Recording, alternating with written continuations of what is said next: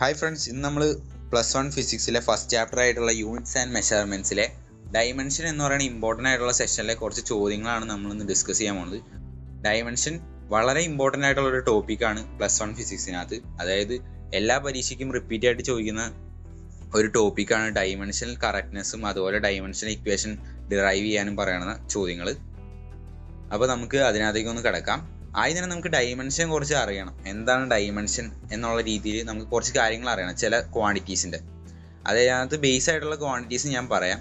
Actually 3 തരത്തിലുള്ള ഡൈമെൻഷനാണ്. ഡൈമെൻഷന് 3 തരത്തിലുള്ള quantities ആണ് ഉള്ളത്: മാസ്, ലെങ്ത്, ടൈം. അതൊന്ന് ഓർത്ത് വയ്ക്കുക.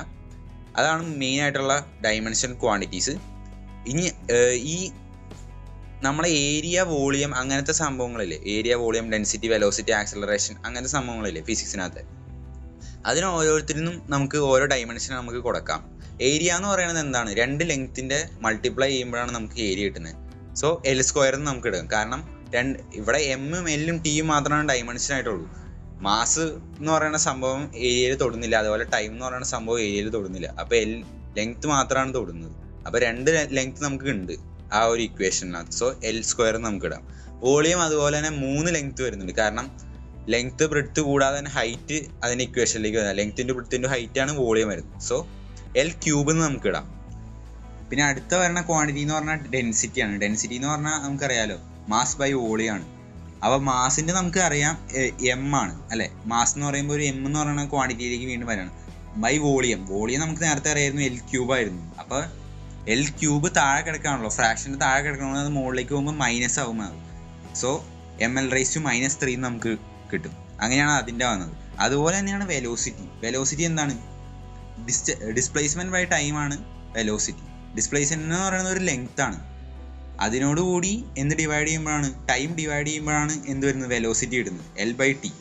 ഈ ടീനെ നമ്മൾ മുകളിലേക്ക് കൊണ്ടുവന്നു, അപ്പോൾ L⁻⁻⁻. ഇങ്ങനെയാണ് ഓരോ ഡൈമെൻഷണൽ ഇക്വേഷൻസും ഫോം ചെയ്യണത്, ഓരോ ക്വാണ്ടിറ്റീസിൻ്റെ. ഇതുപോലെ കുറച്ച് ക്വാണ്ടിറ്റീസിന് ഞാൻ കൊടുത്തിട്ടുണ്ട് ഇവിടെ ഒരു സ്ലൈഡിൽ. അത് നിങ്ങൾക്ക് ജസ്റ്റ് വായിച്ച് നോക്കാം. ഇതിനകത്ത് ഇമ്പോർട്ടൻ്റ് ആയിട്ടുള്ള ക്വാണ്ടിറ്റീസ് ആണ് ആക്സിലറേഷൻ, വെലോസിറ്റി, അതുപോലെ തന്നെ ഫോഴ്സ് ഇമ്പോർട്ടൻ്റ് ആണ്. ഫോഴ്സിൻ്റെ ഇക്വേഷൻ ma. അതിനകത്ത് m എന്ന് പറയുന്നത് മാസ്സാണ്. ആക്സിലറേഷൻ്റെ ഡൈമെൻഷനാണ് L⁻⁻². സോ അത് രണ്ടോണം ഒരുമിച്ച് കഴിയുമ്പോൾ ml⁻⁻² ആണ് എന്ത്? ഫോഴ്സിൻ്റെ ഇക്വേഷൻ വരുന്നത്, ഡൈമെൻഷണൽ ഇക്വേഷൻ. സോ അത്രയൊന്ന് നോക്കി വയ്ക്കുക. ആക്സിലറേഷൻ, വെലോസിറ്റി, ഫോഴ്സ്, അത് മെയിനായിട്ട് നോക്കി വയ്ക്കുക. അതിനുശേഷം ഇത് വിട്ടേക്കുക. ഇതൊന്ന് ജസ്റ്റ് വായിച്ച് നോക്കുക. ഇനി നമുക്ക് ചോദ്യങ്ങളിലേക്ക് കിടക്കാം. അതായത് ഇമ്പോർട്ടൻ്റ് ആയിട്ട് ചോദിക്കാൻ സാധ്യതയുള്ളത്, ഇത് 1 മാർക്ക് ചോദ്യമായിട്ടായിരിക്കും ഇത്ര നേരം പറഞ്ഞത് വരാൻ സാധ്യതയുള്ളത്. ഇനിയുള്ളതാണ് ഒരു 2 മാർക്ക് 3 മാർക്കിനകത്ത് പ്രതീക്ഷിക്കാമെന്നാണ് ചോദ്യങ്ങൾ. അതായത് find the dimensional formula of gravitational constant using F = G(m1m2/r²). ഇതാണ് നമ്മുടെ ചോദ്യം. ഞാനത് ജസ്റ്റ് സിമ്പിളായിട്ട് കൊടുത്തതാണ്. കാരണം നിങ്ങൾക്ക് ഇത്ര വലിയ ചോദ്യം കേൾക്കുമ്പോൾ കോംപ്ലിക്കേറ്റഡ് ആയിട്ട് തോന്നിയാലോ എന്ന് വിചാരിച്ച് ജസ്റ്റ് സിമ്പിൾ സ്ലൈഡിനകത്തേക്ക് ഒതുക്കിയേക്കുന്നതാണ്. F = G(m1m2/r²). അതൊരു ഇക്വേഷനാണ് ന്യൂട്ടൻ്റെ. ആ ഇക്വേഷൻ നമുക്ക് തന്നിട്ടുണ്ടാവും. ഇതിനകത്ത് G എന്ന് പറയുന്നതിൻ്റെ ഡൈമെൻഷണൽ ഫോർമുലയാണ് നമ്മളോട് കണക്കാക്കാൻ പറഞ്ഞേക്കുന്നത്. സോ ഈ ജീനെ മാത്രം നമ്മൾ അവിടെ നിർത്തുക. അതിനുശേഷം ആ m1m2/r² തിരിച്ച് ഈക്വലിൻ്റെ അപ്പുറത്തേക്ക് കൊണ്ടുപോകുക, അതായത് എഫിൻ്റെ സ്ഥലത്തേക്ക് കൊണ്ടുപോകുക. സോ അങ്ങനെ മാറ്റി കഴിഞ്ഞ് കഴിയുമ്പോൾ G = Fr²/m1m2 എന്ന് നമുക്കൊരു ഇക്വേഷൻ ഫോം ചെയ്യും. ആ ഇക്വേഷനിൽ അവിടെ നിർത്തുക. കാരണം നമ്മൾ ജീൻ്റെ ഡൈമെൻഷണൽ ഇക്വേഷനാണ് കണ്ടുപിടിക്കണം. സോ ഇനി ഇത് ഓരോന്നിൻ്റെയും ഓരോ കമ്പോണൻസിൻ്റെയും ഡൈമെൻഷൻ നമുക്ക് എടുക്കാം. ആദ്യം തന്നെ ഫോഴ്സിൻ്റെ എടുക്കാം. ഫോഴ്സിൻ്റെ എന്താണ്? നമ്മൾ നേരത്തെ പറഞ്ഞു ml⁻⁻² ആണ് ഫോഴ്സിൻ്റെ. കാരണം F = ma എന്ന് പറയുന്ന ഇക്വേഷൻ വെച്ച് നമ്മൾ ഡിറൈവ് ചെയ്യുമ്പോൾ നമുക്ക് കിട്ടണതാണ് ml⁻⁻² എന്ന് പറയുന്ന ഇക്വേഷൻ. സോ ഫോഴ്സിൻ്റെ കാര്യത്തിൽ ഓക്കെ. അതിനുശേഷം ഇനി വരണത് ഏതാണ്? R². റേഡിയസിൻ്റെ സ്ക്വയറാണ് അവിടെ ഉദ്ദേശിക്കുന്നത്. റേഡിയസ് എന്ന് പറഞ്ഞാൽ നമുക്കറിയാം ഒരു ലെങ്ത്ത് ക്വാണ്ടിറ്റിയാണ്. അതായത് ഒരു ലെങ്ത്താണ് അത് സൂചിപ്പിക്കുന്നത്. സോ 2 റേഡിയസിൻ്റെ സ്ക്വയർ എന്ന് പറയുന്നുണ്ട്. സോ എല്ലിൻ്റെ മുകളിൽ square, so L² divided by m1m2. 2 mass കൊടുത്തിട്ടുണ്ട്, m1 m2. സോ നമുക്ക് രണ്ടും സെപ്പറേറ്റ് ആയിട്ട് എഴുതിക്കോട്ടെ. m എന്ന് നമുക്ക് ഇടാം, രണ്ടിൻ്റെ ഡൈമെൻഷൻ. കാരണം ആദ്യം തന്നെ ചെയ്യുമ്പോൾ m² എന്നൊന്നും ഇടണ്ട. കാരണം ഓരോന്നും ഓരോ ക്വാണ്ടിറ്റീസ് ആണല്ലോ, അതിൻ്റെതായ ഒരു രീതിയിൽ നമ്മൾ എഴുതണം. അതുകൊണ്ട് തന്നെ m തന്നെ നമുക്ക് ഇടാം. ഇനി ഇതിനെ സിംപ്ലിഫൈ ചെയ്ത് കഴിയുമ്പോൾ നമുക്ക് എമ്മും ക്യാൻസൽ ചെയ്യും. മുകളിലത്തെ എമ്മും താഴത്തെ എമ്മോണും ക്യാൻസൽ ചെയ്ത് കഴിയുമ്പോൾ ബാക്കി എത്ര m⁻⁻1 ഉണ്ടാവുള്ളൂ. അടിയിൽ മാത്രം ഒരു എം ഉണ്ടാവുള്ളൂ. അതിനെ നമുക്ക് മുകളിലേക്ക് കൊണ്ടുപോകുമ്പോൾ m⁻⁻1 ആവും. അതുപോലെ തന്നെ t⁻⁻2 ഓൾറെഡി അവിടെ മുകളിലുണ്ട്. പിന്നെ എൽ സ്ക്വയറും എല്ലും കൂടിയും ചേർന്ന് L³ മാറും. അങ്ങനെ നമുക്ക് ആ ഇക്വേഷൻ അവിടെ ഡിറൈവ് ചെയ്യാണ്. അത് സിംപ്ലിഫൈ ചെയ്ത് കഴിയുമ്പോൾ നമുക്ക് കിട്ടുന്ന മനസ്സിലാം ജി എന്ന് പറയുന്ന കോൺസ്റ്റന്റിന്റെ ഡൈമെൻഷണൽ ഫോർമുല എന്ന് പറയുന്നത് m⁻⁻1 L³ t⁻⁻2 ആണ് നമുക്ക് ഉത്തരമായിട്ട് കിട്ടുന്നത്. ഇതാണ് നമ്മുടെ ആദ്യത്തെ ചോദ്യം. ഇനി അടുത്ത ചോദ്യത്തിലേക്ക് കിടക്കാം. ഇനി അടുത്തതെന്ന് പറഞ്ഞാൽ ഇതേപോലെ തന്നെ സെയിം രീതിയിൽ തന്നെ ചെയ്യേണ്ട ഒരു ചോദ്യമാണ്. നിങ്ങൾ വേണമെങ്കിൽ ജസ്റ്റ് വീഡിയോ പോസ് ചെയ്തതിന് ശേഷം നിങ്ങൾക്ക് തന്നെ ചെയ്യാൻ പറ്റുമെന്ന് നോക്കാം. അതായത് dimensional formula of planks constant. Planks constant എന്ന് പറഞ്ഞാൽ h ആണ്. അതിൻ്റെ ഡൈമെൻഷണൽ ഫോർമുലയാണ് നമ്മളോട് കണ്ടുപിടിക്കാൻ പറഞ്ഞത്. അതായത് λ h/mv എന്ന് പറയുന്ന ഇക്വേഷൻ ആണ് നമുക്ക് തന്നേക്കണം. അത് നമുക്ക് ക്വസ്റ്റ്യനിൽ തന്നിട്ടുണ്ടാവും, അറിയണം നമ്മൾ, എന്നാലും ജസ്റ്റ് ക്വസ്റ്റ്യനിൽ തന്നിട്ടുണ്ടാവും. λ h/mv. ഇതിനകത്ത് പ്ലാങ്ക്സ് കോൺസ്റ്റന്റ് ആയിട്ടുള്ള എച്ചിൻ്റെ ഡൈമെൻഷണൽ വാല്യൂ ആണ് നമുക്ക് കണ്ടെത്തേണ്ടത്. നമ്മൾ ആ എച്ചിനെ മാത്രം അവിടെ നിർത്തിയതിന് ശേഷം mvനെ അപ്പുറത്തേക്ക് കൊണ്ടുപോകാം. അപ്പോൾ എന്ത് മനസ്സിലാവും? λ mv എന്ന് പറയുന്ന ഒരു ഇക്വേഷൻ, λ mv h എന്ന് പറയുന്ന ഒരു ഇക്വേഷൻ അവിടെ ഫോം ചെയ്യും എച്ചിനെ ഐസൊലേറ്റ് ചെയ്യുമ്പോൾ. അതിനുശേഷം നമ്മൾ കറസ്പോണ്ടിങ് ഡൈമെൻഷൻസ് സബ്സ്റ്റിറ്റ്യൂട്ട് ചെയ്യുക. ഏതിനകത്തേക്ക്? മൂന്നാമത്തെ സ്റ്റെപ്പായിട്ടുള്ള കറസ്പോണ്ടിങ് ഡൈമെൻഷൻസ് സബ്സ്റ്റിറ്റ്യൂട്ട് ചെയ്യുക.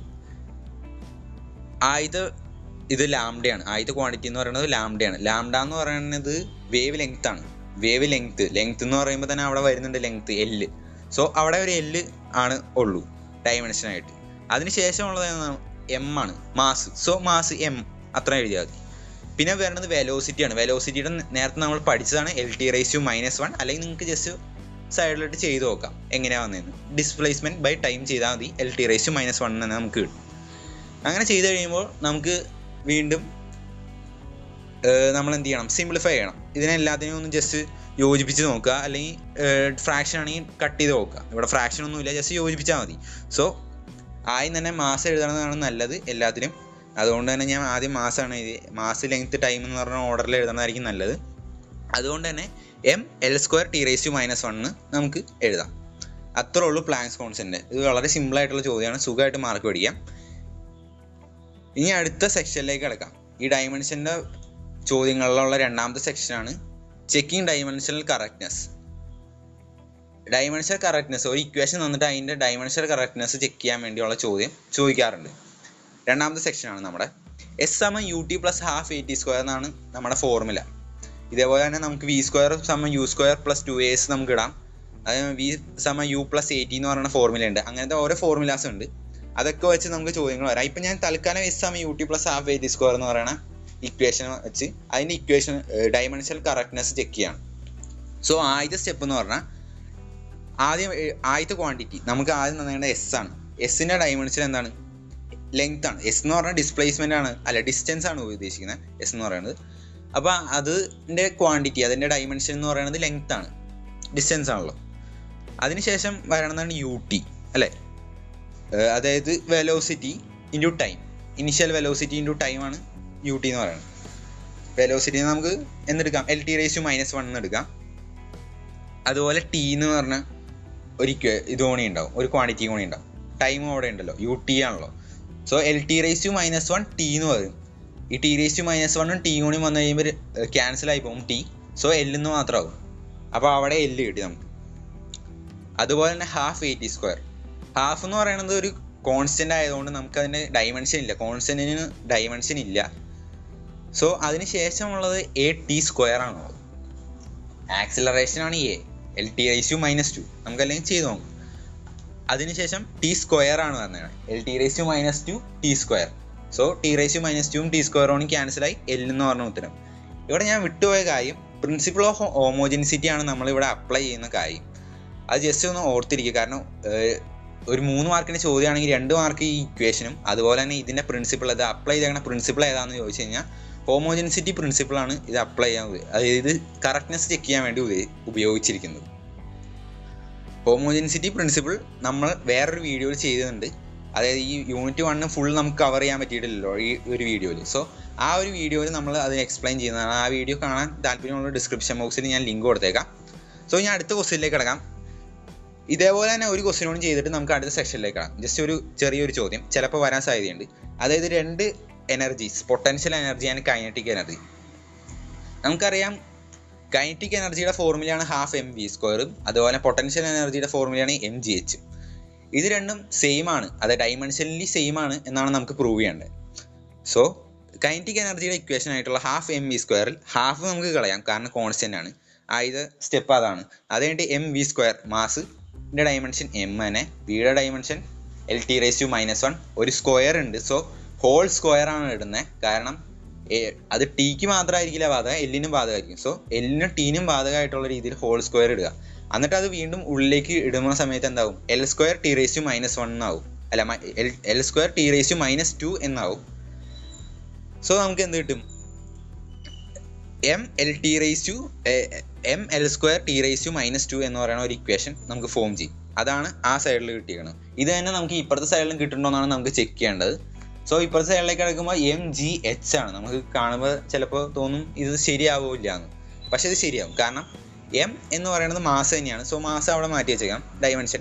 പിന്നെ g എന്ന് പറയുന്നത് ക്യാപിറ്റൽ G അല്ല, ഇവിടെ സ്മോൾ g ആണ്. സോ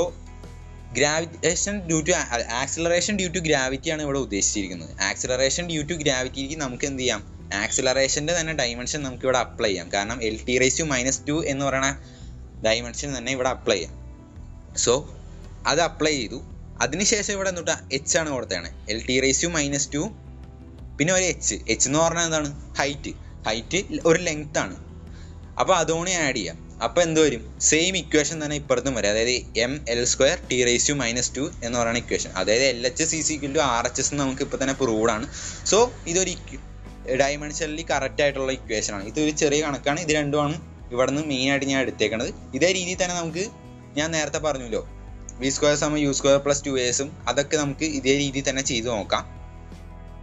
ചെക്കിങ് ഐൻസ്റ്റീൻസ് ഇക്വേഷൻ, അതായത് E = mc², വളരെ ഇമ്പോർട്ടൻറ്റും അതുപോലെ വളരെ ഫേമസും ആയിട്ടുള്ള ഐൻസ്റ്റീൻ്റെ ഇക്വേഷനാണ് E = mc² എനർജിയുടെ. ഈ ഇക്വേഷൻ്റെ കറക്റ്റ്നെസ് ചെക്ക് ചെയ്യാനാണ് നമ്മൾ നോക്കുന്നത്. ആദ്യം തന്നെ എനർജിയുടെ ഡൈമെൻഷൻ നമ്മൾ ചിലപ്പോൾ അറിയാൻ പാടില്ലാവില്ല. അതുകൊണ്ട് ജസ്റ്റ് നിങ്ങൾ വേണമെങ്കിൽ മറിച്ച് നോക്കിക്കോളൂ.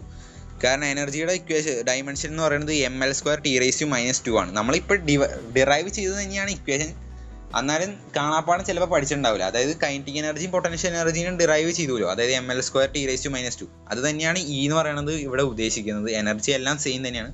സോ ഡൈമെൻഷൻ വരണതും സെയിം തന്നെയാണ്, mL²T⁻2 തന്നെയാണ് എനർജിയുടെ ഡൈമെൻഷൻ വരുന്നത്. പിന്നെ വരണത് എന്താണ്, mc². m എന്ന് പറഞ്ഞാൽ മാസാണ് നമുക്കറിയാം. So m. പിന്നെ c എന്ന് പറയുന്നത് ഇൻറ്റൻസിറ്റി ഓഫ് ലൈറ്റ് ആണ്, വെലോസിറ്റി ഓഫ് ലൈറ്റ്. വെലോസിറ്റി എന്ന് പറയുമ്പോൾ നമുക്ക് LT⁻1 തന്നെ എടുക്കാം. ഇൻറ്റൻസിറ്റി ഓഫ് ലൈറ്റ് എന്നും ചിലവർ പറയും, വെലോസിറ്റി ഓഫ് ലൈറ്റ് സംഭവം സെയിം തന്നെ. അതിന് സ്ക്വയർ, LT⁻1 സ്ക്വയർ എന്ന് ചെയ്യുമ്പോൾ രണ്ട് സ്ഥലത്തും സ്ക്വയർ ചെയ്യണം. അതുകൊണ്ട് തന്നെ L²T⁻2 ആയി മാറും. സോ ഇക്വേഷൻ കറക്റ്റ് ആണ്. ഈയുടെ അതേ ഫോർമുല, ഡൈമെൻഷണൽ ഫോർമുല തന്നെയാണ് നമുക്ക് എന്ത് mc² എന്ന് പറയുന്നതിൻ്റെ ഡിറൈവ് ചെയ്ത് കഴിയുമ്പോഴും കിട്ടുന്നത്. സോ അത് എന്താണ്, ഡൈമെൻഷനലി കറക്റ്റ് ആയിട്ടുള്ള ഒരു ഇക്വേഷൻ.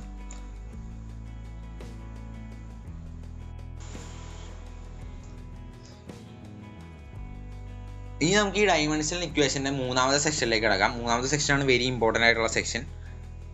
ഇതുകൊണ്ട് കഴിഞ്ഞാൽ നമ്മുടെ വീഡിയോ വൈൻഡ് അപ്പ് ചെയ്യാണ്. കാരണം ഇത്രയാണ് വളരെ ഇമ്പോർട്ടൻ്റ് ആയിട്ടുള്ള കാര്യങ്ങളുള്ളൂ നമുക്ക് ഡൈമെൻഷണൽ ഇക്വേഷൻ എന്ന് പറയുന്ന സെക്ഷനിൽ പഠിക്കാനുള്ളത്. സോ നമുക്ക് നോക്കാം ഈ മൂന്നാമത്തെ സെക്ഷനിൽ എന്താണെന്ന്. അതായത് നമ്മുടെ ചോദ്യം ഇതാണ്, derive the equation of kinetic energy E of A body of mass m moving with velocity v. ഞാൻ ചോദ്യം കൊടുത്തിട്ടില്ല, ജസ്റ്റ് അവിടെ കാട്ടിയിട്ടുള്ളൂ, ഹെഡിങ് മാത്രം. കൈനറ്റിക് എനർജി ഉപയോഗിച്ച് മാസും വെലോസിറ്റിയും തന്നിട്ടുണ്ട്. മാസിനും വെലോസിറ്റിയും ഡയറക്റ്റ്ലി പ്രൊപ്പോർഷനാണ് കൈനറ്റിക് എനർജി എന്നുള്ള രീതിയിലാണ് നമ്മളിപ്പോൾ പറയുന്നത് ക്വസ്റ്റ്യനിൽ. ആക്ച്വലി നമുക്കറിയാം എന്താണ് കൈനറ്റിക് എനർജിയുടെ ഇക്വേഷൻ എന്നുള്ളത് നമുക്ക് നേരത്തെ അറിയാവുന്നതാണ്. എന്ത്, E = mv² എന്ന് പറയുന്ന ഇക്വേഷനാണ്, ½ എന്ന് പറയുന്ന ഇക്വേഷനാണ്. ഹാഫ് ഇവിടെ കണ്ടെത്താൻ പറ്റില്ല കാരണം ഒരു കോൺസ്റ്റന്റ് ആണ്.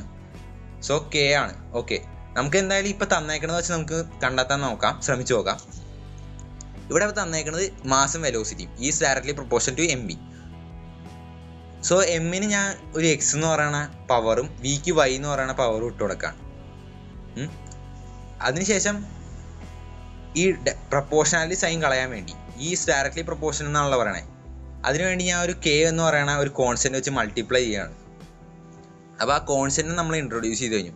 ഇനി നമ്മൾ ചെയ്യാൻ പോകുന്നത് രണ്ട് സൈഡിൽ ഇക്വേറ്റ് ചെയ്യണതാണ്. ഇ എന്ന് പറയുന്നതിൻ്റെ ഡൈമെൻഷൻ നമുക്ക് നേരത്തെ അറിയാം. കൈനറ്റിക് എനർജി പൊട്ടൻഷ്യൽ എനർജി നമ്മൾ കണ്ടുപിടിച്ചപ്പോൾ തന്നെ കണ്ടതാണ്. ml² T⁻² ആണ് എന്ത് എനർജിയുടെ ഇക്വേഷൻ ആയിട്ട് വരുന്നത്. അതായത് കൈനറ്റിക് എനർജി പൊട്ടൻഷ്യൽ എനർജിയും എന്തും ആയിക്കോട്ടെ ml² T⁻² ആണ് ഇക്വേഷൻ.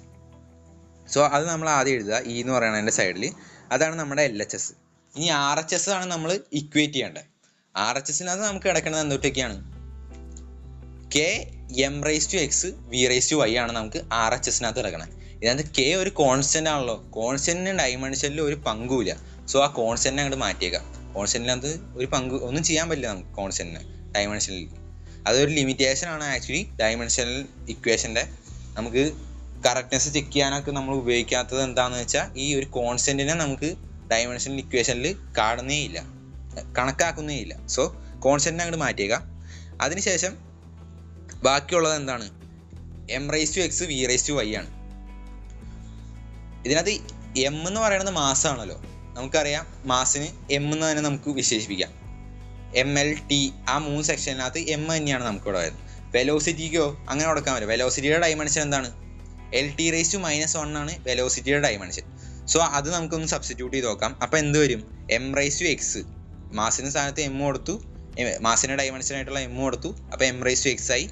അതിനുശേഷം വെലോസിറ്റിയുടെ സ്ഥാനത്ത് വെലോസിറ്റിയുടെ ഡൈമെൻഷൻ ആയിട്ടുള്ള Lt⁻1 കൊടുത്തു. അപ്പോൾ Lt⁻1 ദ ഹോൾ സ്ക്വയർ ആയി. സോ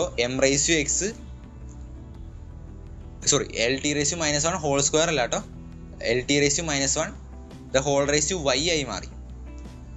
അപ്പോൾ ഇപ്പം എന്താ കിട്ടിയേക്കണേ? RHSൽ m⁻x Lt⁻1 the whole raise to y ആണ് നമുക്ക് RHSൽ കിട്ടിയാണ്. ഇനി ഇത് മറ്റേ സൈഡായിട്ട് നമുക്ക് ഇക്വേറ്റ് ചെയ്യാം, മനസ്സിലായി? സോൾവ് ചെയ്യാം. ഓക്കെ, മറ്റേ സൈഡിനകത്ത് മാസിനകത്ത് എമ്മിന് പവറായിട്ട് എന്തിട്ട് കൊടുത്തേക്കണേ? 1 ആണ് വന്നേക്കണേ അല്ലേ? എമ്മിന് പ്രത്യേകിച്ച് ഒന്നും പവർ കാണാനില്ല. സോ അത് നമുക്ക് അസ്യൂം ചെയ്യാം അത് 1 ആണെന്ന്. മറ്റേ സൈഡിൽ ml² T⁻2 ആണല്ലോ. സോ എമ്മിന് m⁻1 ആണ് അവിടെ കിടക്കുന്നത്. അപ്പോൾ നമുക്ക് എന്ത് കിട്ടി? എക്സ് എന്ന് പറയുന്നതിൻ്റെ വാല്യൂ 1 എന്ന് നമുക്ക് കണക്കാക്കാൻ പറ്റും. അതുപോലെ തന്നെ നമ്മൾ എന്ത് ചെയ്യാം? എല്ലിൻ്റെ പവർ എന്താണെന്ന് നോക്കാം. ഇവിടെ Lt⁻1 the whole raise to വൈനെ ഉള്ളിലേക്ക് കൊണ്ടുവരുമ്പോൾ L⁻y T⁻−1 ഇൻറ്റു y എന്ന് വരും നമുക്ക് ഈ സൈഡിൽ, അതായത് RHSനകത്ത്. സോ ഈ എല്ലിന് പവറായിട്ട് കിടക്കുന്നതാണ് y എന്ന് നമുക്ക് മനസ്സിലാക്കാൻ കഴിയും.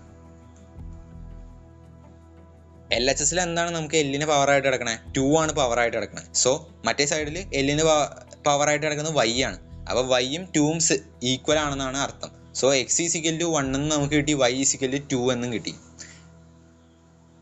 അപ്പോൾ നമുക്ക് എന്ത് കിട്ടും? ഇത് നേരെ തന്നെ ഈ എക്സും വൈയും നേരെ ഫസ്റ്റത്തെ ഇക്വേഷനിലേക്ക്, അതായത് E = k × m⁻x v⁻y എന്ന് പറയുന്ന ഇക്വേഷനിലേക്ക് സബ്സ്റ്റിറ്റ്യൂട്ട് ചെയ്യുക. ഫസ്റ്റത്തെ ഇക്വേഷനിലേക്ക് നമ്മൾ സബ്സ്റ്റിറ്റ്യൂട്ട് ചെയ്യുക ഈ എക്സിൻ്റെ വൈയുടെ വാല്യൂ. എക്സ് എത്ര കിട്ടിയ? 1, y 2 കിട്ടി. സോ E = km v² എന്ന് പറയുന്ന ഇക്വേഷൻ നമുക്ക് ഫോം ചെയ്യണം. ഈ k ആക്ച്വലി ഹാഫാണ്, നമുക്കിവിടെ കണക്കാക്കേണ്ട ആവശ്യമില്ല. കാരണം ഇവിടെ ഡൈമെൻഷനലി ചെക്ക് ചെയ്യാനാണ് പറഞ്ഞത്, ഡൈമെൻഷനലി കണ്ടുപിടിക്കാനാണ് പറഞ്ഞത്. അതുകൊണ്ട് കെയുടെ കാര്യം നോക്കണ്ട.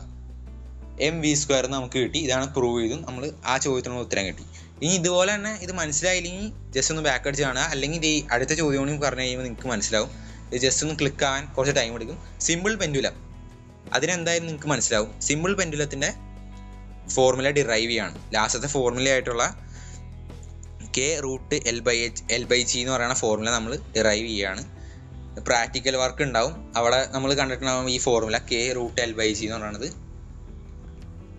അടുത്ത വർഷമാണ് പ്രാക്ടിക്കൽ വർക്ക്. അടുത്ത വർഷം നിങ്ങൾ എന്തായാലും ഈ ഫോർമുല പരിചയപ്പെടും, സിമ്പിൾ പെൻഡുലത്തിലെ. സോ നമുക്ക് നോക്കാം.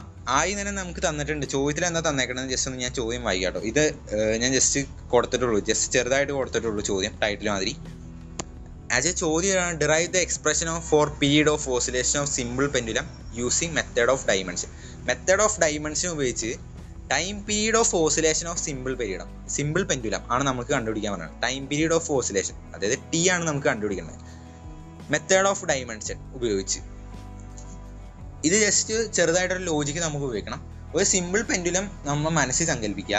സിമ്പിൾ പെൻഡുലത്തിനെ എന്തൊക്കെ ഫാക്ടേഴ്സ് ആയിരിക്കും അതിനെ ഡിപ്പെൻഡ് ചെയ്യുക, അതിൻ്റെ ടൈം പീരീഡ് ഓഫ് ഓസിലേഷനെ ഡിപ്പെൻഡ് ചെയ്യുക എന്ന് ജസ്റ്റ് ഒന്ന് ആലോചിച്ച് നോക്കുക, പറയുക. അത് നമ്മളോട് തന്നെ ഒന്ന് പറഞ്ഞു നോക്കുക. നമുക്ക് ആ തൂക്കിയിട്ടിരിക്കുന്ന ഒരു ബോൾ ഉണ്ടാവും, ആ ബോളിൻ്റെ മാസ് അതായിരിക്കും ആദ്യത്തെ ഫാക്ടർ നമുക്ക് അതിനെ ഇൻഫ്ലുവൻസ് ചെയ്യേണ്ടത്. രണ്ടാമത്തെ ഫാക്ടർ എന്ന് പറഞ്ഞാൽ ആ വള്ളിയുടെ നീളം, length of the height, length of the wire, അതായിരിക്കും രണ്ടാമത്തെ ഫാക്ടർ. ഇനി മൂന്നാമത്തെ ഫാക്ടർ എന്ന് പറഞ്ഞാൽ ആ സ്ഥലത്തെ ഗ്രാവിറ്റേഷൻ. നമ്മൾ എർത്തിൽ വെച്ച് മൂണിൽ വെച്ച് അല്ലെങ്കിൽ എർത്തിനെ പോളിലേക്ക് വരുമ്പോഴും ഇക്വേറ്ററിലേക്ക് വരുമ്പോഴൊക്കെ വ്യത്യസ്തമായ ഗ്രാവിറ്റിയാണ്. സോ അതും ഒരു ഇൻഫ്ലുവൻസിങ് ഫാക്ടറാണ് ടൈം പീരീഡ് ഓഫ് ഓസിലേഷനെ കണക്കാക്കാൻ വേണ്ടി. ഈ 3 ഫാക്ടേഴ്സാണ് ശരിക്കും ടൈം പീരീഡ് ഓഫ് ഓസിലേഷനെ ഡിപ്പെൻഡ് ചെയ്യുന്നത്. എന്തൊക്കെയാണ്? Mass, length of the wire, gravitation. So എമ്മിന് പവറായിട്ട് നമുക്ക് എക്സ് എന്ന് ഇടാം, എല്ലിന് പവറായിട്ട് വൈ എന്ന് ഇടാം, ജിക്ക് പവറായിട്ട് ഇസഡ് എന്ന് ഇടാം. ഇത്രയും മനസ്സിലായല്ലോ. ഇനി ഈ പ്രപ്പോർഷണലിറ്റിസായി മാറ്റാൻ വേണ്ടി കെ എന്ന് പറഞ്ഞ ഒരു കോൺസ്റ്റന്റ് വെച്ച് ജസ്റ്റ് ഒന്ന് മൾട്ടിപ്ലൈ ചെയ്യാം. ഇത് മനസ്സിലായിട്ടുണ്ടാവും, ഇത് സിമ്പിളാണ്, ഇത് മനസ്സിലായിട്ടുണ്ടാവും. ജസ്റ്റ് ആദ്യം ഒന്ന് ലോജിക്കലി ചിന്തിക്കുക എന്തൊക്കെ ഫാക്ടേഴ്സ് ആണെന്ന്, അതൊക്കെ അങ്ങോട്ട് എടുത്തെഴുതുക. അതിന് മുകളിൽ എല്ലാത്തിനും പവറായിട്ട് എക്സ് വൈ ഇസഡ് നമുക്ക് അറിയാൻ പാടില്ലാത്തതുകൊണ്ട് എക്സ് വൈ ഇസഡ് എന്ന് കൊടുക്കുക. പ്രപ്പോർഷണാലിറ്റി സൈൻ മാറ്റാൻ വേണ്ടി കെ കൊണ്ട് മൾട്ടിപ്ലൈ ചെയ്യുക, എന്നിട്ട് ഈക്വൽ ആക്കുക. ഇത്രേ ഉള്ളൂ നമ്മുടെ ഇക്വേഷൻ. ഇനി നമ്മൾ ചെയ്യാൻ പോകുന്നതാണ് രണ്ട് സൈഡും ഇക്വേറ്റ് ചെയ്യുക. ആദ്യത്തെ സൈഡിൽ കിടക്കുന്നത് എന്താണ്? ടി ആണ് അല്ലേ? ടി എന്ന് പറയണത് മാത്രം കിടക്കുമ്പോൾ ടീന്ന് മാത്രമായിട്ട് നിങ്ങൾ പരമാവധി എഴുതാണ്ടിരിക്കുക, അത് തെറ്റാണ്, തെറ്റിപ്പോവും നമുക്ക്. ഓക്കെ, ബാക്കി 2 ക്വാണ്ടിറ്റി കൂടി ഉണ്ടല്ലോ, ഡൈമെൻഷൻ 3 എണ്ണമാണെന്ന് ഞാൻ പറഞ്ഞല്ലോ, മാസ്, ലെങ്ത്, ടൈം. സോ ആ 3 എണ്ണം കൂടെ എഴുതിയേക്കുക. മാസിന് മുകളിൽ 0 എന്ന് ഇടുക പവറായിട്ട്, കാരണം 0 ആണല്ലോ അവിടെ.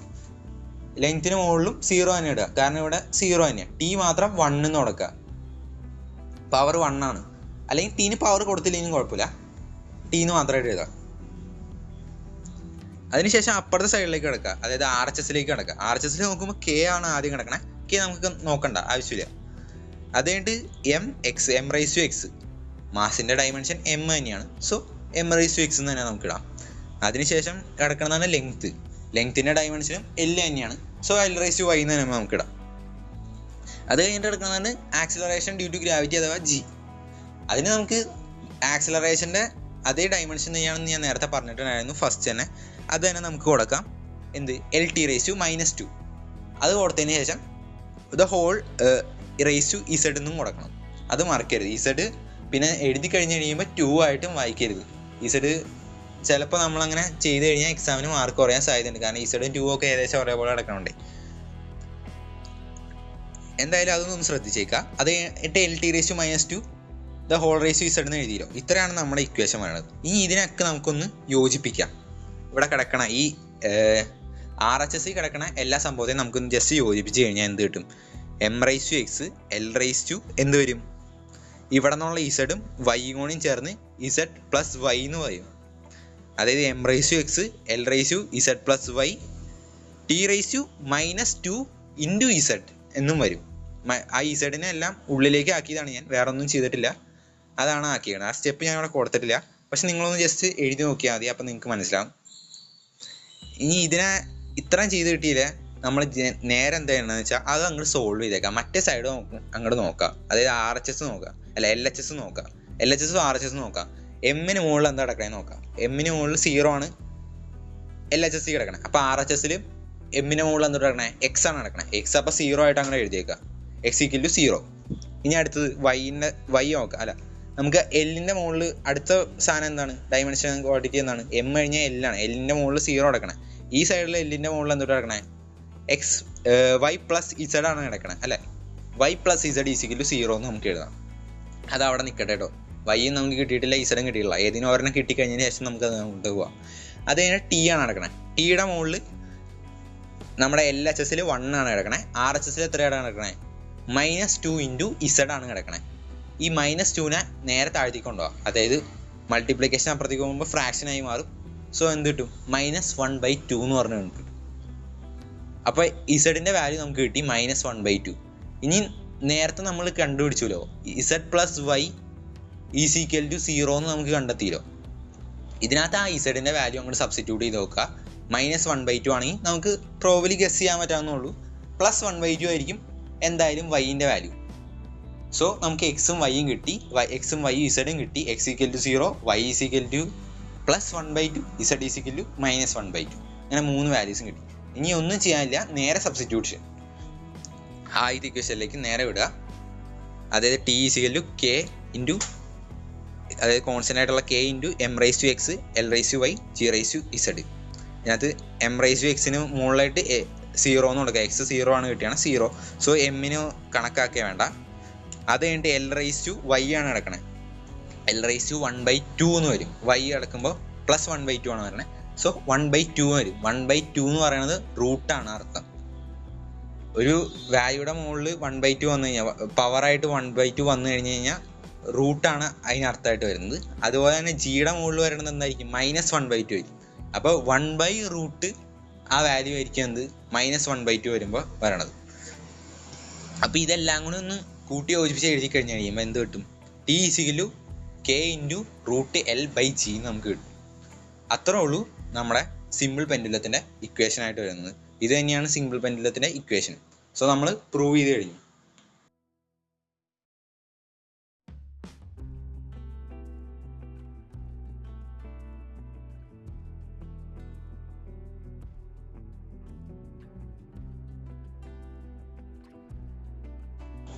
സോ ഏകദേശം നമ്മുടെ ചാപ്റ്ററിനകത്തെ ഡൈമെൻഷൻ എന്ന് പറയുന്ന സെക്ഷൻ, വളരെ ഇമ്പോർട്ടൻ്റ് ആയിട്ടുള്ള സെക്ഷൻ നമ്മളിപ്പോൾ അവസാനിപ്പിക്കുകയാണ്.